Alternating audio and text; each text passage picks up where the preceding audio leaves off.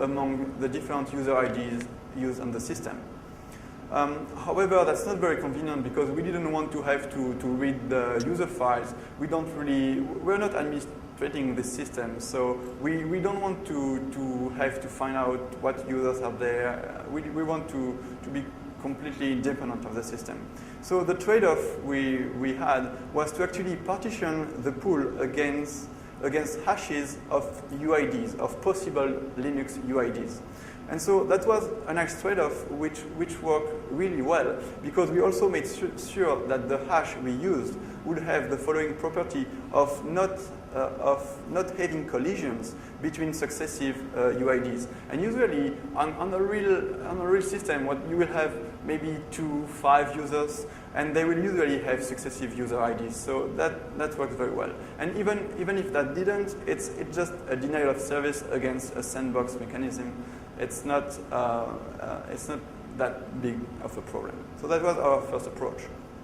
However, even by doing that, we were pretty okay, but still, it leaves a lot exposed. If you only do UID switching, you still have a lot which is exposed. So for instance, you could exploit /temp races, which is a very common security problem.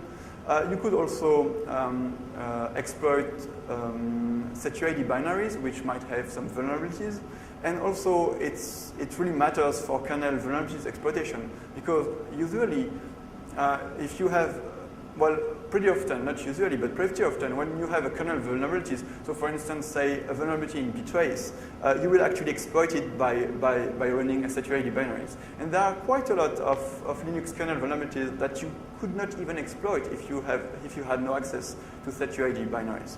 So could we find a way to also get ch rooted? That would be great.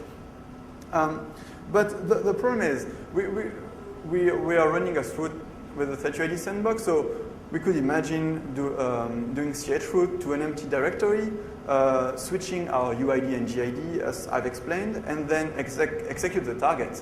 But that would not work, because how would you execute the target once you're chrooted to an empty directory? So we thought about many ways to do that. So you could, if you're naive, you could imagine using the chroot capability and giving the chroot capability to the sandbox process. But that would be really bad because actually the chroot capability is actually equivalent to root. So that would be very dangerous. Also, you could try something along the lines of don't go through execv. You're in the SetUID sandbox, and instead of going through execv again, you will just drop privileges and mmap code. The problem is that would not be convenient, because first, if you're in the SetUID binary, loading libraries or mapping code without going through execv again is very dangerous. It has many problems. You don't clean up your address space. There might be secrets lying in your address space, and there are many other problems. So we try to find a better way. So could we just give a process the privilege to chroot to an empty directory? That would be good, but can we do that? So we found a way to do exactly that. And that way was to use the following trick, where we would share the process file system structure. So in the Linux kernel, there is a per process, per thread actually, a file system structure. So the way it works is our sandbox, which we can call process A, will spawn a new process B. But we will use the clone system call with the clone fs flag, so that A and B share their root directory, their current working directory, etc. Then process A, which is the sandbox, drop privileges, and B waits for a special message from A. Then A executes a binary, the target binary that we actually want to sandbox. And when this binary running in process A wants to chroot, it sends a message on the socket pair that we've defined before, and then B chroots to an empty directory, which also affects A. So basically, what you have is you have another process that that is root, that has the capability to ch root, and that will do it for you whenever you request it. And the way we gave it that capability is by sharing our FS structure with it.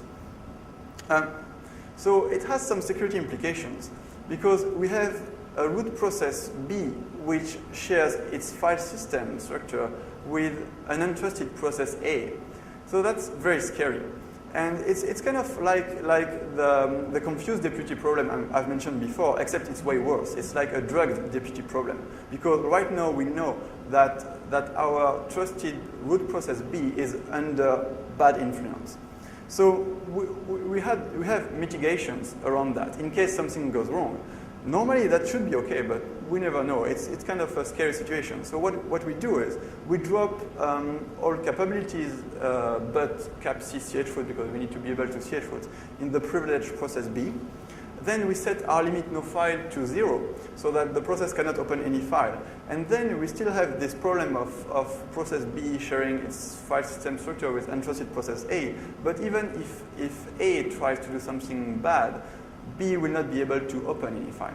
So that's kind of better. So that's what we did. And then we were very happy because we completely dropped file system access by ch rooting to an empty directory. So now that we did that, can we improve the first part of the sandbox?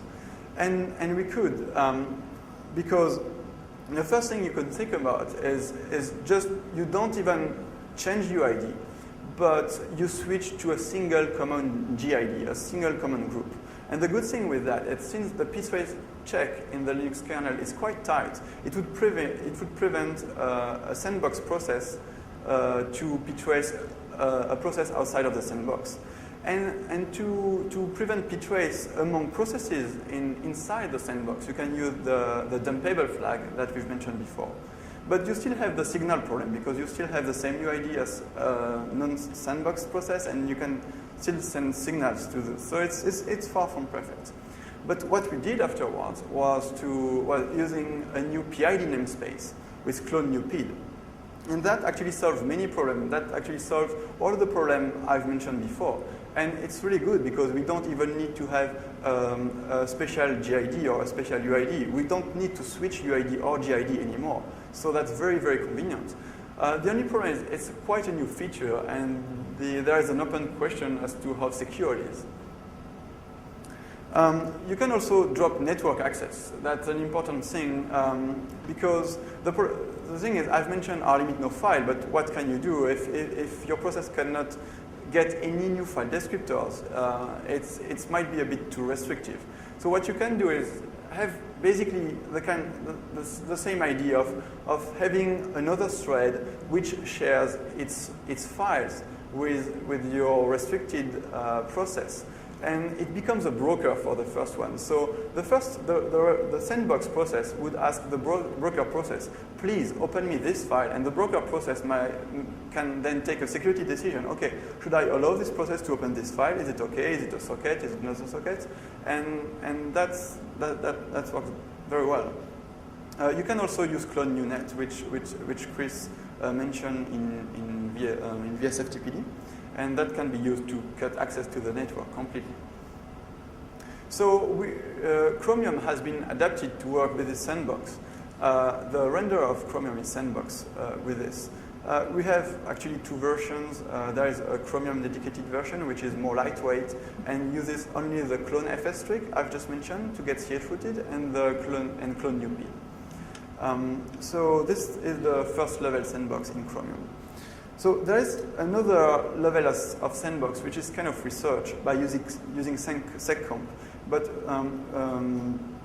so this sandbox is quite complex. So seccomp is something, it's quite old now. It has been introduced in Linux 2.6.10.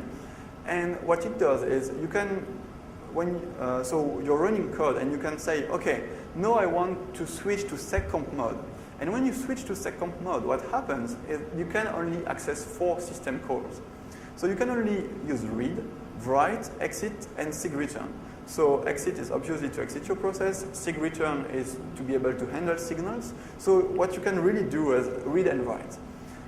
So that's very, very limited, but maybe that might be enough to write a renderer. So that was a question. But the problem is it was designed with pure computing in mind. So it's good in a sense because the 4 systems calls allowed design is simple enough that we can be pretty sure that the design is correct. So interestingly, there were still some vulnerabilities in seccomp, even though it's very simple, as Chris has found a few ones, I think. But at least the design seems correct at first sight. But it's too limited for a browser renderer.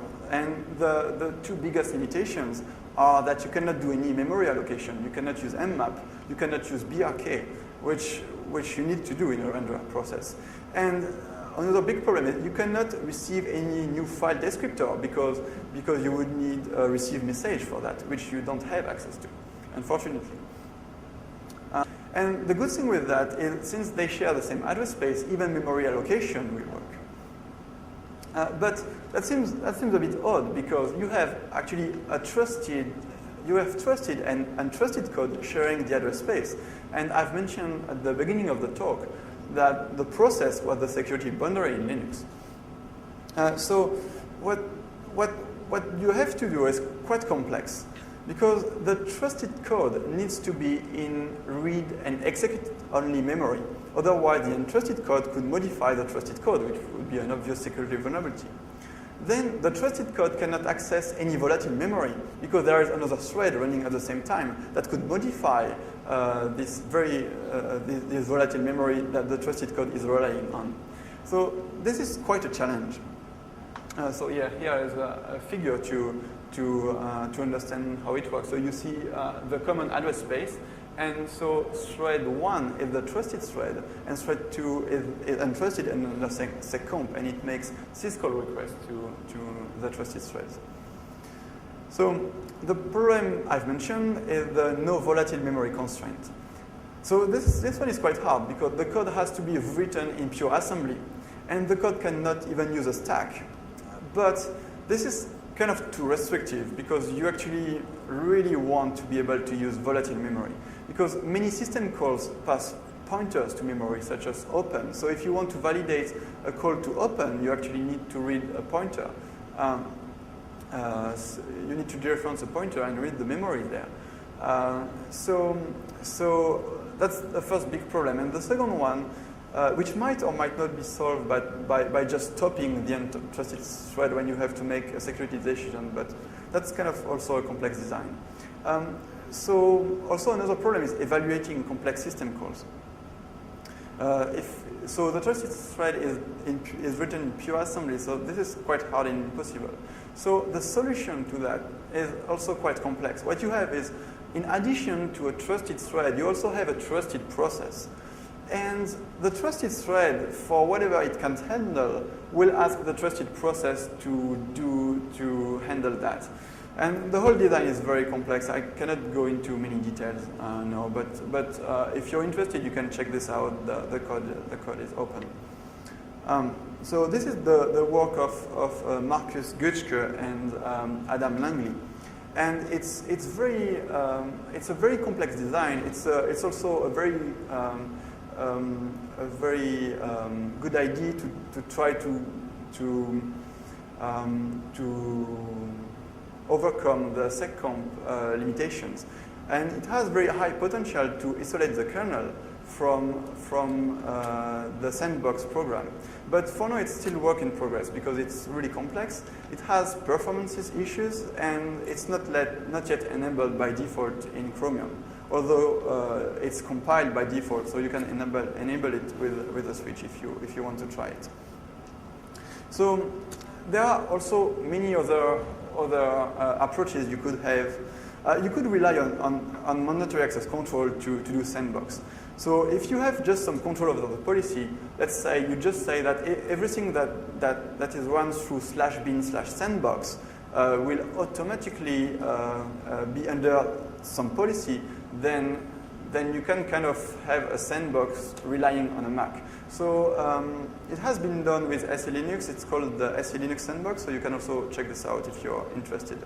You could also even drop, because the good thing in our sandbox is that you can drop privileges during execution. So you can have privileges, set up everything, and then drop privileges.